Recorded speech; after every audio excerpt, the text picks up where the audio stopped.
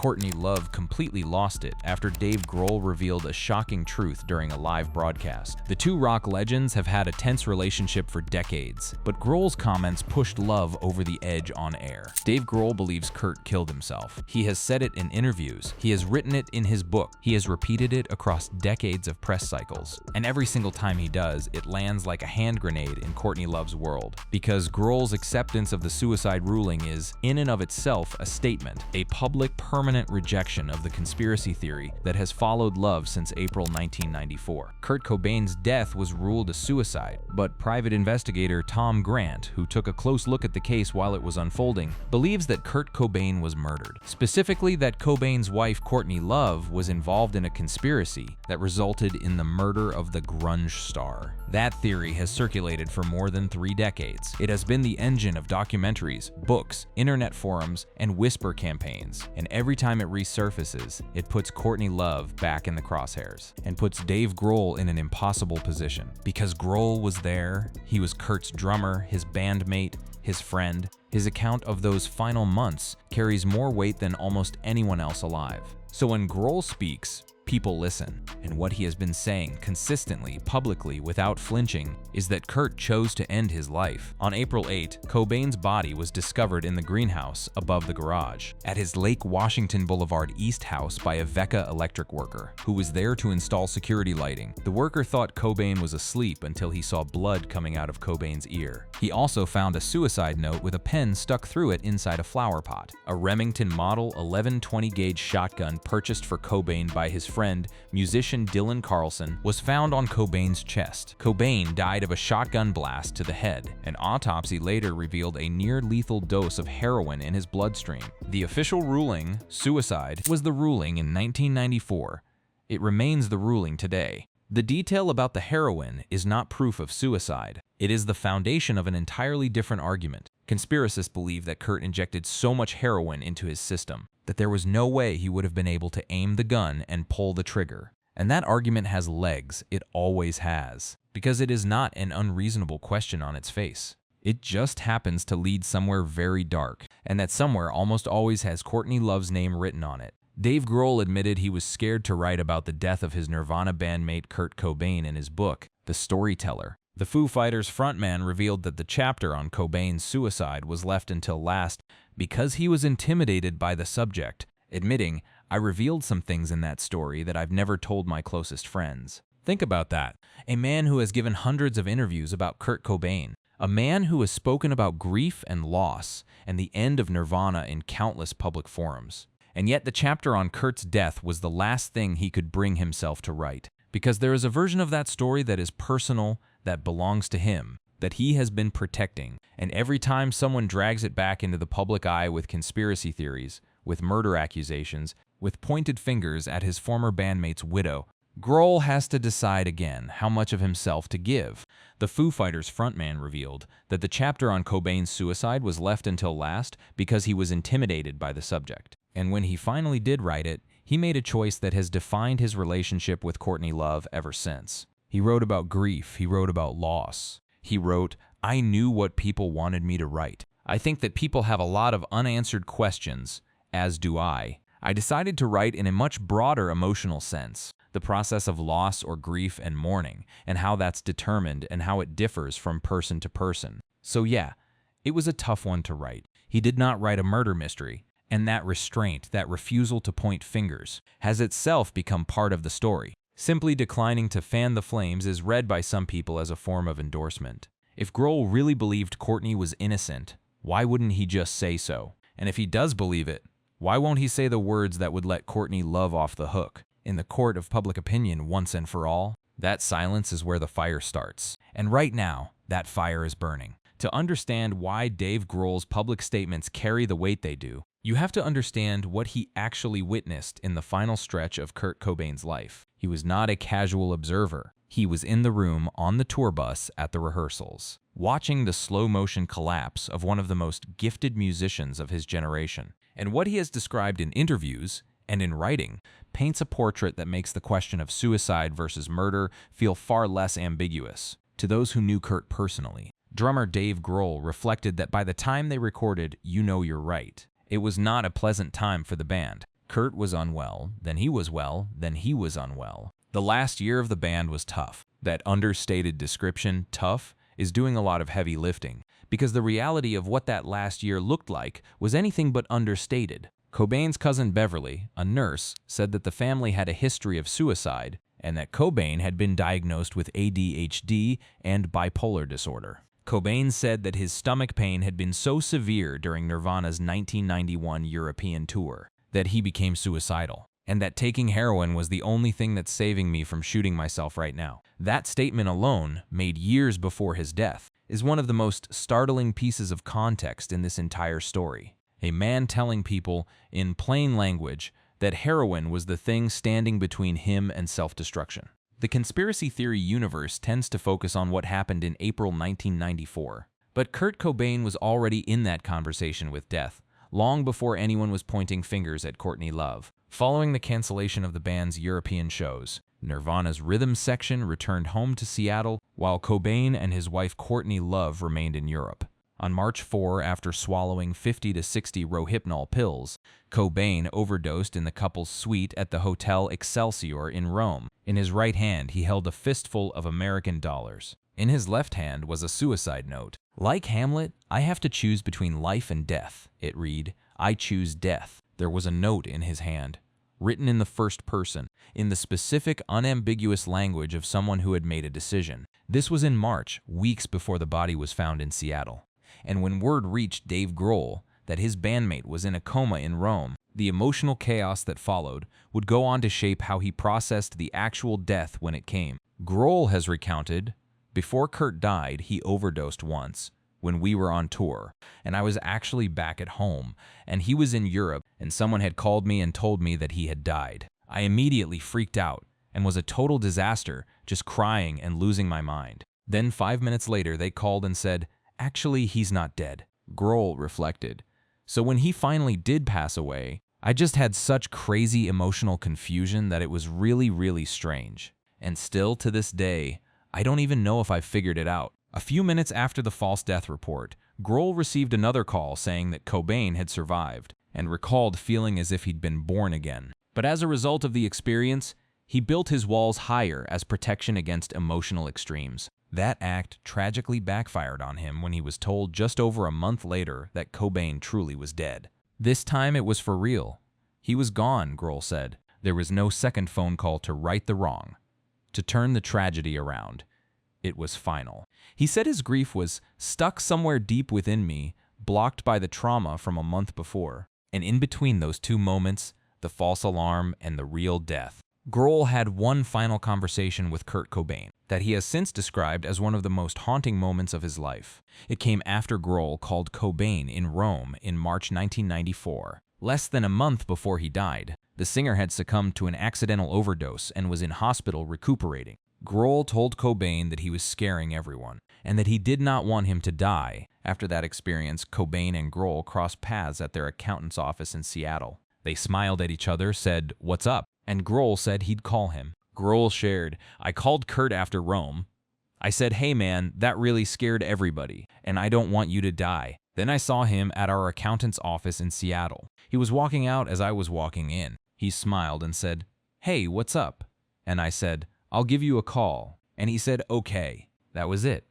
That was the last time they spoke, and the reason Dave Grohl's public acceptance of the suicide ruling matters so much. The reason it makes Courtney Love so volatile is that it comes from a man who had that conversation, who looked Kurt Cobain in the face weeks before his death and told him he did not want him to die. Grohl was not a bystander in this story. He was the last bandmate to speak to Kurt Cobain, and everything he has said since carries the weight of that. Every time Dave Grohl makes a public statement about Kurt Cobain's death, every time he confirms that he accepts the suicide ruling, every time he speaks about grief rather than murder, he is implicitly pushing back against a theory that has been circling Courtney Love like a storm cloud for 30 years. And that theory is not some fringe internet footnote. It has a name, it has a champion, it has books, documentaries, FBI files, and a private investigator who has spent 3 decades prosecuting it in the court of public opinion. Tom Grant, a private investigator hired by Love to find Cobain after his departure from drug rehabilitation, said he believes that Cobain was murdered.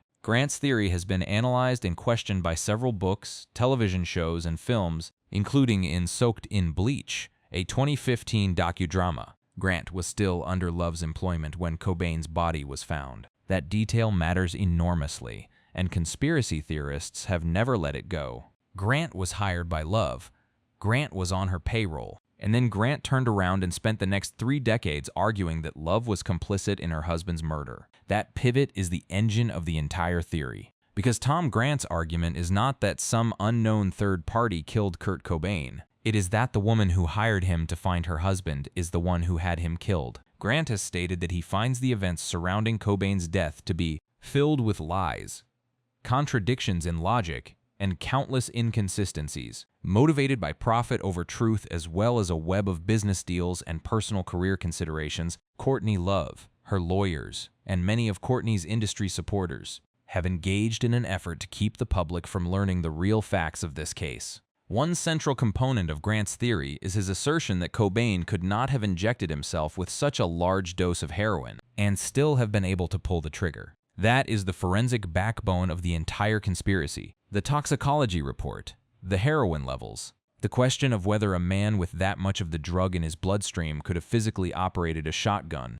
Conspiracy theorists like Grant insist that a conspirator fired the weapon that killed Cobain, questioning his ability to do so after taking such a large dose of heroin, and questioning Cobain's will to commit suicide. And then there's the El Duce claim, one of the most incendiary pieces of testimony in this entire story. Filmmaker Nick Broomfield spoke to the Mentors band leader Eldon Hoke, who claimed that Love had offered him $50,000 to kill Cobain. Although Hoke claimed that he knew who killed Cobain, he did not mention a name and offered no evidence to support his assertion. However, he mentioned speaking to someone called Alan or Elaine, before quickly interjecting, "I mean my friend," then laughing, "I'll let the FBI catch him." He claimed that Courtney Love offered him $50,000 to kill her husband during a conversation outside a Los Angeles record shop. Off the old man before he files for divorce was the plan. Before El Duce could be formally commissioned, Kurt was dead. The implication is that Courtney found someone else to do the job. He took a lie detector test on national TV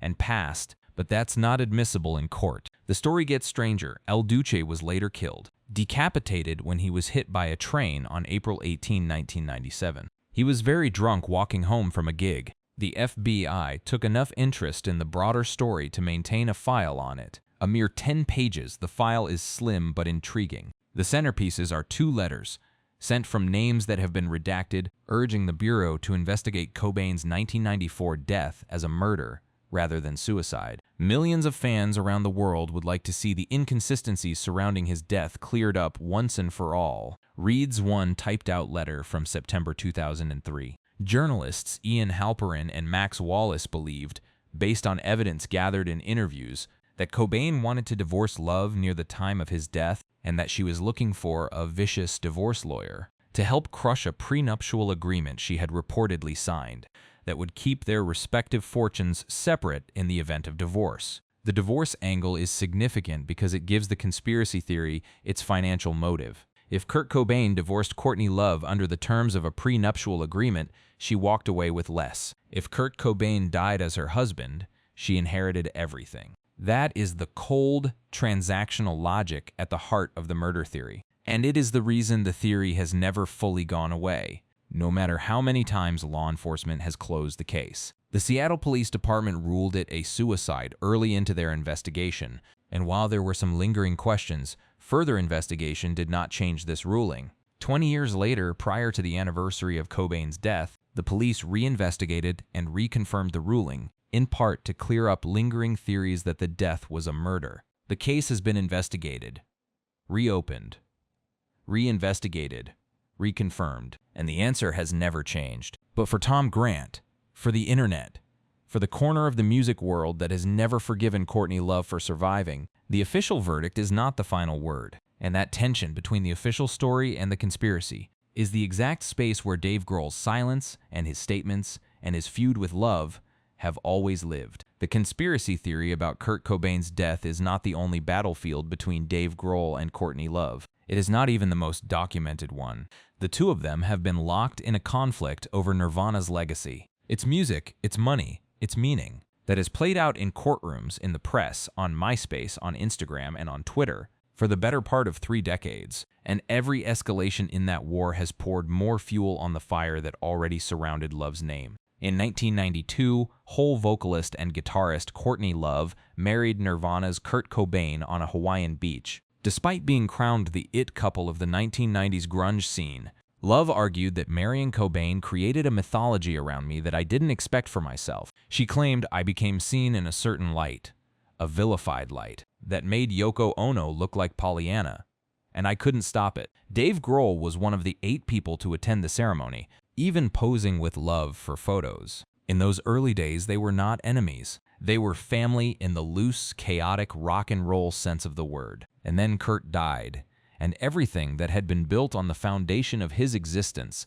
suddenly had to be redistributed. His music, his royalties, his legacy, his catalog. And that is where the war began. The widow of the Nirvana frontman and Grohl, who had joined the group as drummer in 1990, had disagreements over the control of Nirvana's music. In the early 2000s, the singer filed lawsuits against Grohl and Nirvana bassist Krist Novoselic over the rights to unreleased Nirvana recordings and the band's catalog. They reached a settlement in 2002 and shared control of Nirvana's music. Despite the remaining Nirvana members wanting to place the unreleased song on a box set to commemorate Cobain, Love thought the track would be better suited to a single disc collection. Her lawsuit deemed the song a potential hit of extraordinary artistic and commercial value. Eventually, both parties settled the case, and You Know You're Right appeared on a single disc collection, Nirvana, released in 2002. But the legal settlement did not end the hostility. It just gave it a new stage. The personal attacks that followed were vicious, public, and relentless. And they came from both directions, though the evidence suggests Love threw more punches.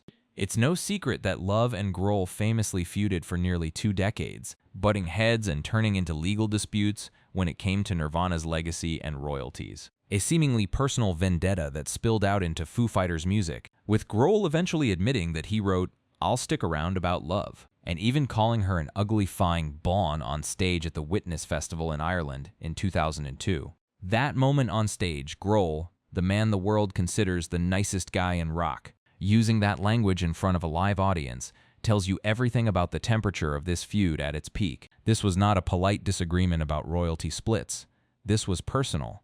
This was raw. A few years later, their feud continued when fans noticed that a new Foo Fighters song entitled "Let It Die" contained multiple potential digs at Love. In response, Love took to MySpace to accuse Grohl of hitting on her many times and accused Kurt of loathing Grohl more than anyone else, except a journalist. And then in 2012, Love took the feud to a place that even her most loyal defenders found difficult to excuse. Love accused Grohl of hitting on her then 19-year-old daughter, a claim he has incessantly denied. Frances, who once filed a restraining order against her mother in 2009, dismissed the claims, writing, "Her recent tirade has taken a gross turn. I have never been approached by Dave Grohl in more than a platonic way. I'm in a monogamous relationship and very happy. Twitter should ban my mother." Kurt Cobain's own daughter, defending the man her mother was accusing. That is the level of fracture we are talking about. And through it all, the money question never went away. Love, who previously buried the hatchet with Grohl after a long-running feud, then went on to address an alleged dispute over Nirvana's royalties, saying, "3 months before I left LA, I signed a document that effectively gives Dave and Krist my descendants money in perpetuity. I was so broken, so scarred, so exhausted by him, I just ficking signed it. But it's a lie, so I'm unsigning it." She added, "The chaos and fury over Kurt's death being directed at me, deflected by Dave while he enriched and continues to enrich himself, gorging on Kurt's fortune and Kurt's goodwill." That sentence, "the chaos and fury over Kurt's death being directed at me, deflected by Dave," is the most revealing thing Courtney Love has ever said about this dynamic. Because she is not just complaining about money. She is saying that Dave Grohl has allowed people to believe the worst about her, while simultaneously building his own reputation as the saintly, grief-stricken bandmate. In her reading, Grohl has profited from the mythology of Kurt Cobain, financially and reputationally, while she has paid for it with her name.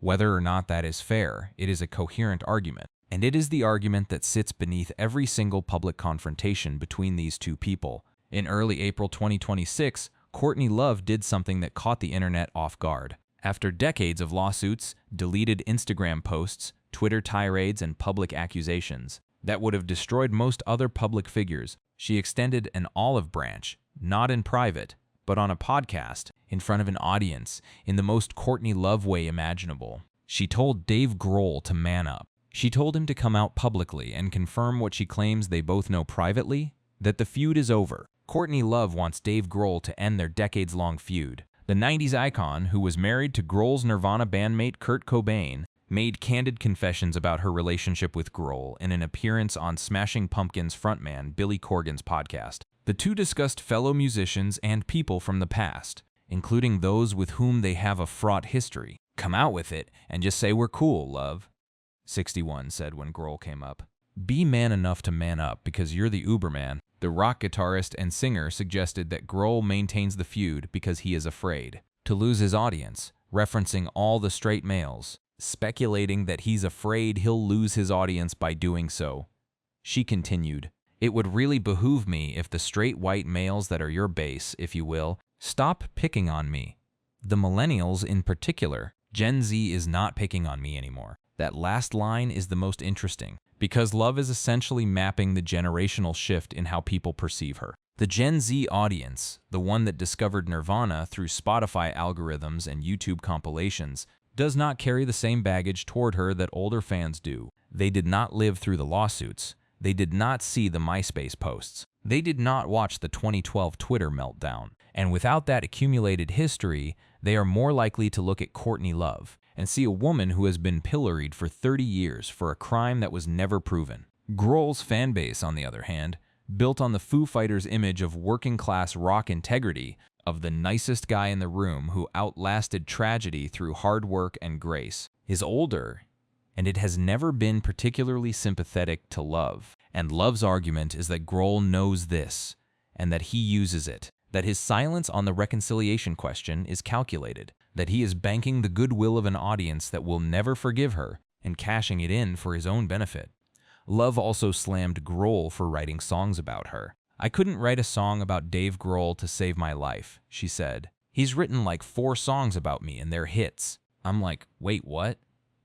Like, what about me? Grohl wrote the Foo Fighters songs I'll Stick Around and Let It Die about Love. 2 hit records, 2 anthems that millions of people have sung along to, not knowing or not caring about the specific target of the anger in the lyrics. That is the texture of the imbalance Love is describing. She has been the subject of his music in ways that have only elevated him, while the same association has only damaged her. And then Billy Corgan, the man hosting the podcast, offered a moment of calm that cut through everything. Corgan confirmed, "I can confirm that I've spent time with you and Dave together, and Dave doesn't have any issue with you." The Smashing Pumpkins frontman who hosts the podcast confirmed that Grohl doesn't have any issue with Love these days. So there it is. A third party, one who knows both of them, who has been in the room with both of them, confirming that the feud, at least on Grohl's side, is not the active, burning thing it once was. The problem is that Grohl has not said it publicly. And in the age of the internet, where every silence is read as a statement and every statement becomes ammunition, that private piece means almost nothing. The long-running feud between Love and Grohl over the Nirvana legacy has been a source of public fascination for decades. Love's comments suggest the two have privately made amends, but Grohl's silence on the matter has left fans wondering about the status of their relationship. And here's where the story circles back to where it began. Because Grohl's silence on the reconciliation, his refusal to say publicly we're cool, exists in the same space as his silence on the conspiracy theories. He does not say Love is guilty of murder. He does not say she is innocent. He accepts the suicide ruling. He grieves his friend and he moves forward. But the internet fills the silence with its own narrative. And Love, who has lived inside that silence for 30 years, is finally demanding that he fill it himself. In 2014, Love and Grohl appeared to reconcile when the surviving members of Nirvana were inducted into the Rock and Roll Hall of Fame, embracing emotionally on stage. Grohl later told reporters that it was a beautiful moment and that they will always be family. "We've had a bumpy past, but at the end of the day, we're a big family," Grohl told The Hollywood Reporter. "And when we hugged each other, It was a real hug. A real hug. That is what he said in 2014. 12 years ago.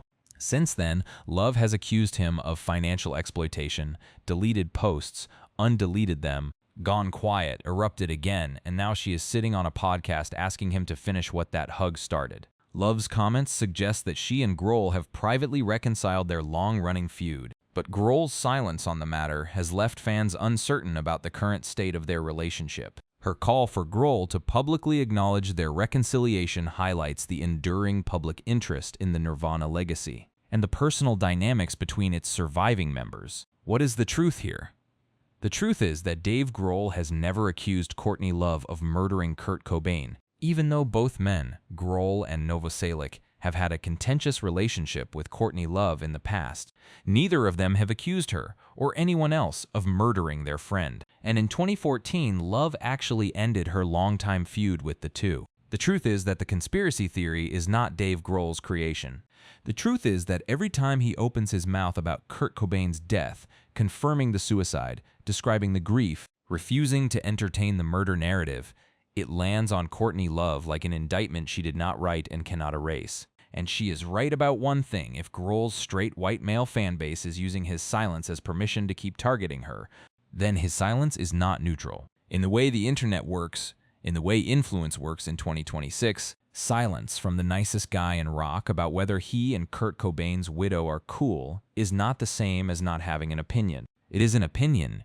It just happens to be one he gets to outsource to his audience. The awful truth that Dave Grohl has been living out loud, in memoir chapters, in interviews, in song titles, in stage rants, and now in a conspicuous refusal to publicly declare peace, is not a single revelation. It is an accumulation. It is the truth that he was there, that he saw what happened to Kurt Cobain, that he accepts the official version of events, and that no amount of conspiracy theory, no amount of pointed fingers at Courtney Love, and no amount of internet outrage has changed that position. For Love, that is the awful truth she cannot escape. Because as long as Dave Grohl, the last man standing from Nirvana, the one who called Kurt and said, "I don't want you to die," keeps quietly accepting the suicide ruling and refusing to publicly rehabilitate her name, the conspiracy machine keeps running, and Courtney Love keeps losing it.